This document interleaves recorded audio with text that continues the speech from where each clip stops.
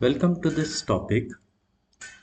Every radiologist and neurologist knows how to spot white matter lesions. But do you know how to read the hidden timeline written inside them? Today we are breaking down the critical MRI signatures that differentiate acute inflammation from permanent axonal death in demyelinating diseases like multiple sclerosis.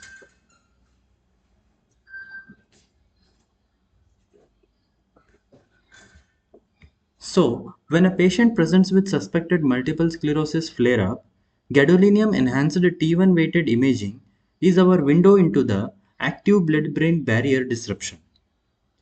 However, as shown in this image, first one, not all enhancements are created equal. So, coming to the panel A, the first image, which shows us homogeneous enhancement.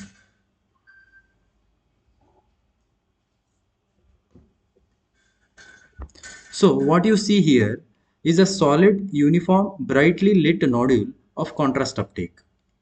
The pathology here is this represents a fresh, highly active lesion where the blood-brain barrier is completely breached uniformly across the lesion core. Common in early stage of acute lesions, but not specific on its own. It can mimic small metastasis, sarcoidosis, or focal vasculitis also. So coming to the second image, the open ring sign. So what you see here is an incomplete crescent-shaped open ring of enhancement.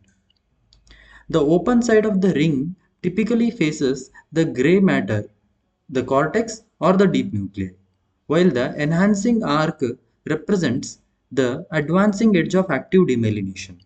The center of the ring is already burnt out or intensely edematous, hence why it doesn't enhance.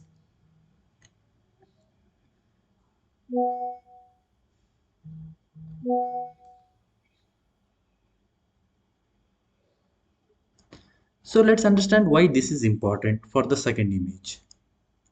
The closed ring usually indicates the glioblastoma, abscess or metastasis. An open ring is highly specific for demyelinating process like tumefactive multiple sclerosis or Marburg variant.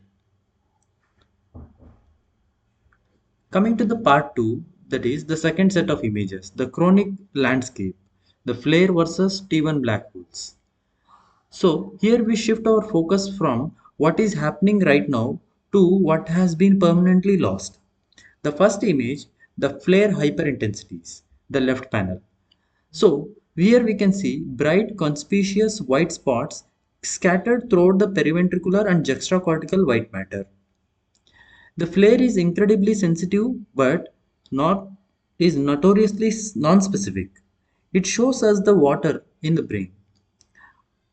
Whether the water is from acute edema, reversible inflammation, or the permanent scar, it doesn't mention.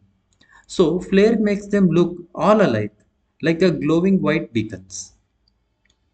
Coming to the next image, the T1 black holes, the true measure of disability, this image. So, here we see dark punched out hypointensities exactly corresponding to previous flare images.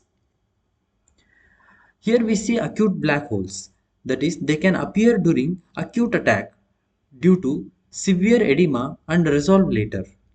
And we can also see chronic black holes. If a T1 hole persists beyond 6 months, the verdict is in. The edema is gone and what remains is the permanent axonal loss, associated matrix destruction and irreversible tissue atrophy. So, we should understand while FLAIR tracks the lesion burden, chronic T1 black holes track the structural destruction. This is the image modality that correlates most strongly with the physical and cognitive disability progression in multiple sclerosis patients. So, upon summarizing everything, here we can say high-yield clinical pearl summary as if there is a homogeneous enhancement in MRI T1 contrast images, its pathological meaning will be acute inflammation with uniform blood-brain barrier breakdown, and clinically it indicates an active lesion.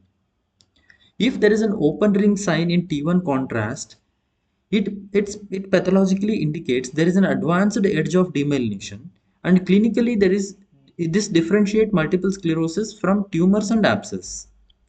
When there is a FLAIR hyperintensity in the FLAIR sequences, the meaning is edema, inflammation, or gliosis. It can be any of these. The clinical relevance is it is sensitive for the total lesion burden of the disease. Coming to the last one, that is chronic black holes.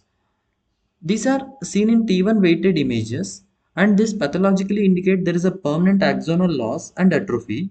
Clinically, it correlates with the irreversible clinical disability.